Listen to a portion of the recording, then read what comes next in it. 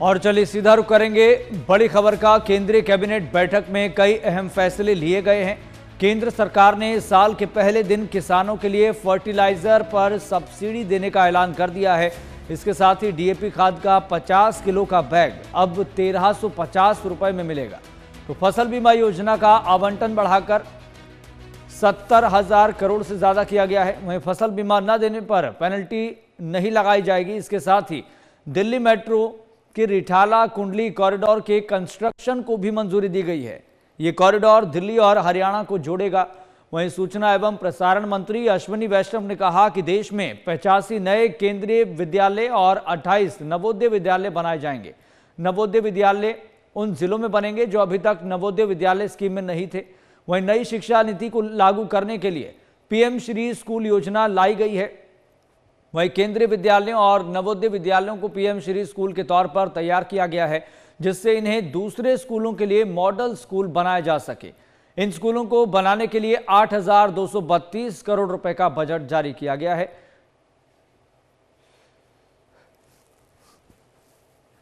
तो बड़ी जानकारी आपको दे रहे हैं। तो साल का पहला दिन, नववर्ष और केंद्र सरकार की तरफ से कई बड़े और अहम फैसले लिए गए हैं। किसानों को डीएपी 50 किलो का बैग 1350 रुपए में मिलेगा।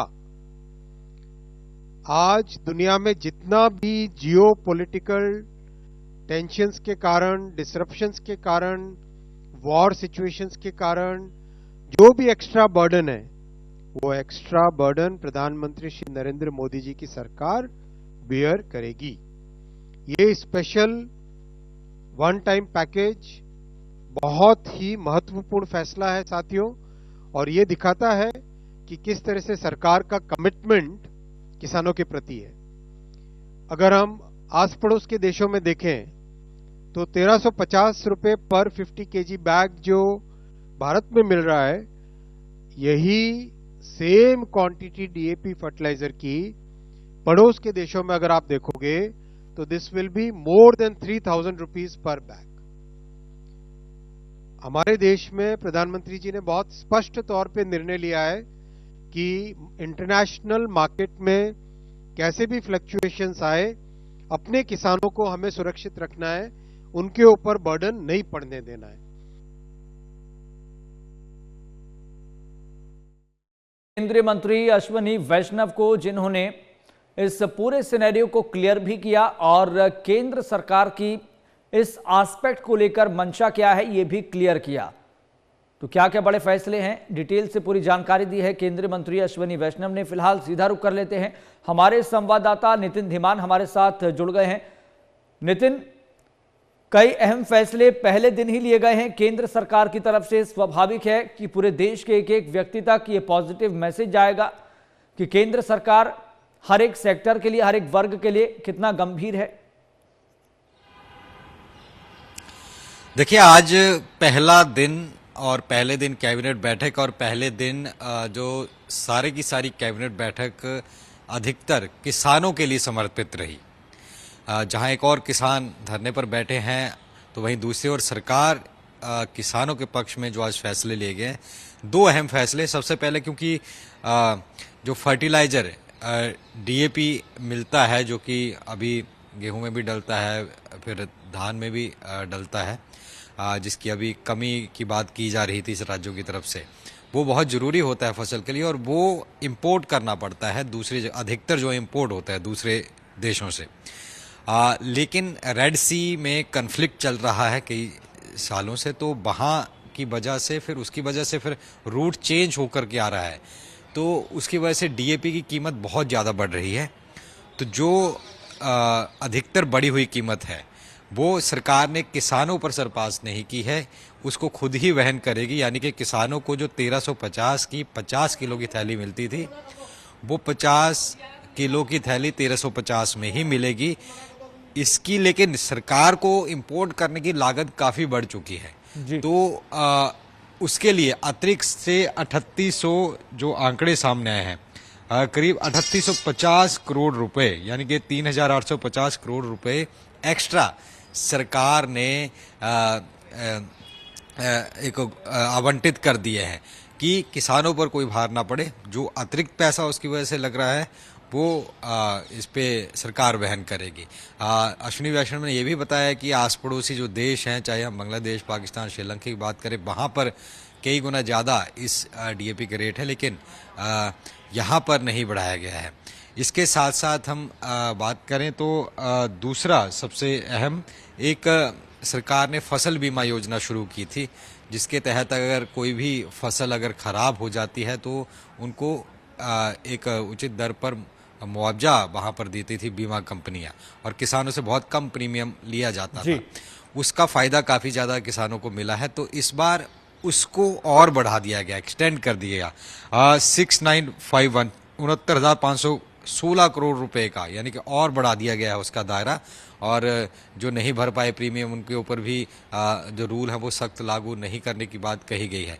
तो ये दो बड़े फैसले किसानों के हक में। और तीसरा, वेदर एंड इंफॉर्मेशन जो नेटवर्क सिस्टम है वो कुछ स्टेट्स में और लागू किया जाएगा जहां पर नहीं है। 9 स्टेट्स के लिए तो मंजूरी हो गई है जहां पर काम भी चला है, इसमें हिमाचल प्रदेश भी है, जिससे कि weather information network data system जो है वो काफ़ी ज़्यादा फायदेमंद वहां पर होने वाला है। तो पहले दिन दो बड़े फैसले किसानों को लेकर और एक वेदर इंफॉर्मेशन को लेकर के सरकार की तरफ से लिए गए हैं। और इसके साथ साथ अब क्योंकि डीएपी की कमी जब आई थी तो ये कहा गया था कि जो क्योंकि रेड सी बंद होने की वजह से, कॉन्फ्लिक्ट होने की वजह से, इसलिए दूसरी जगह से आई, तब जा कर के एक कमी हुई। लेकिन केंद्र का कहना था कमी पूरी नहीं हुई थी। लेकिन अब क्योंकि पहले ही तैयारी कर ली गई है और जो अतिरिक्त भार होगा उस सारे खर्चे का वो किसानों पर आगे सरपास नहीं किया जाएगा। जी नितिन, एक बात यहाँ पर और है, अगर इस पहलू से हम देखें कि किसान एमएसपी गारंटी कानून की मांग कर रहे हैं, वो इस बात का भी तर्क देते हैं कि समय के साथ उनकी किसानी में लागत लगातार बढ़ रही है, लेकिन सरकार भी लगातार ये तर्क दे रही है कि चाहे डीएपी को बाहर से इंपोर्ट करने की बात हो, तमाम फर्टिलाइजर्स की बात हो, उपलब्ध कराने की बात हो, सरकार पर भी अतिरिक्त भार पड़ता हुआ दिखाई दे रहा है। और जहां तक एमएसपी गारंटी कानून की बात है, कई अर्थशास्त्री, कई विशेषज्ञ इस बात को भी रख चुके हैं कि केंद्र सरकार पर कितना भार पड़ेगा अगर ये लागू हो गया तो इस एस्पेक्ट को समझना दोनों तरफ से बहुत जरूरी है। वहीं दूसरी तरफ केंद्रीय मंत्री अश्विनी वैष्णव ने एजुकेशन सेक्टर में इंफ्रास्ट्रक्चर को लेकर भी जानकारी दी है, इसको लेकर क्या अपडेट है? बिल्कुल, जिस तरीके से आपका पहला सवाल था कि डीएपी और किसानों की जो मांगे हैं, तो जब हरित क्रांति आई थी तब पंजाब, हरियाणा इस तरफ से ज़्यादा से ज़्यादा फर्टाइल चीज़ें आएँ, तब डीएपी का इस्तेमाल शुरू हुआ था, डाई अमोनियम फॉस्फेट, जो कि सॉइल का जो पीएच बढ़ा देता है, जिससे कि फर्टिलाइजेशन ज़्यादा होती है, यानी कि ज़्यादा अन्न उत्पन्न होता है और जल्दी चीज़ें होती हैं, नॉर्मल खाद जो गोबर की होती है उससे। तब इसका यूज़ ज़्यादा होता था, तो अभी उसका यूज़ ज़्यादा हो रहा है। अब किसानों का ये कहना है कि इसके ऊपर सब्सिडी तो देते हैं लेकिन टाइम पर मिलती नहीं है, क्योंकि तस्वीरें आपने सबने देखी है कि लाइन लगी हुई है, काला बाजारी की बात हो रही है। अश्विनी वैष्णव ने यह भी कहा कि काला बाजारी के ऊपर सख्त कानून है और बख्शा नहीं जाएगा, क्योंकि 1350 की अगर सरकार सब्सिडी देकर के बोरी दे रही है तो बाहर 3000 के करीब ये बिक रही है, यानी कि डबल से भी ज़्यादा ये हो गया है। तो ऐसे में काला बाजारी उसकी रोकी जाए। किसानों का कहना है कि काला बाजारी इसकी होती है। दूसरी बात, जो इसमें क्योंकि एमएसपी लीगल की मांग कर रहे हैं किसान की, हमें जो एमएसपी है वो उतनी मिलती नहीं।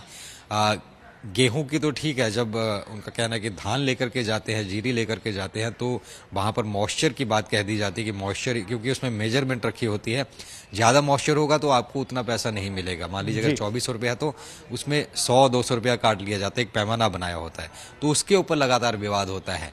एमएसपी तो उतनी है, उतनी ही मिलती है, और लेकिन जब कट लगा दिया जाता है, जिसको कट कहते हैं कि मॉइस्चर की वजह से, उसको लेकर के विवाद वहाँ पर हमेशा रहता ही है। बाकी जो सब्सिडी है वो इसको लेकर के और अन्य चीज़ों पर भी गवर्नमेंट लगातार वहन कर ही रही है, और इस बार और दायरा इसका बढ़ा दिया गया है। और इसके साथ साथ सरकार ने, क्योंकि एक बहुत बेहतरीन एजुकेशन सिस्टम जो है वो केंद्रीय विद्यालय और नवोदय का रहा है, इसको लेकर के भी, क्योंकि कई स्टेट्स में नवोदय हैं जहां आप बहुत कम खर्चे में जो बच्चे प्रतिभाशाली हैं उनको अच्छी एजुकेशन मिलती है। जिन स्टेट्स में नहीं है वहाँ पर भी ये लागू किया जाएगा, वहाँ पर भी स्कूल्स बनाए जाने हैं और जहाँ पर है उनको कैसे अपग्रेड किया जाए, इन तमाम चीज़ों पर भी चर्चा हुई है। लेकिन मुख्यतः किसानों को लेकर और नेटवर्क सिस्टम जो इंफॉर्मेशन वेदर का है उसको लेकर चर्चा हुई है। जी ठीक है नितिन, बहुत बहुत शुक्रिया, जानकारी साझा करने के लिए बहुत बहुत शुक्रिया।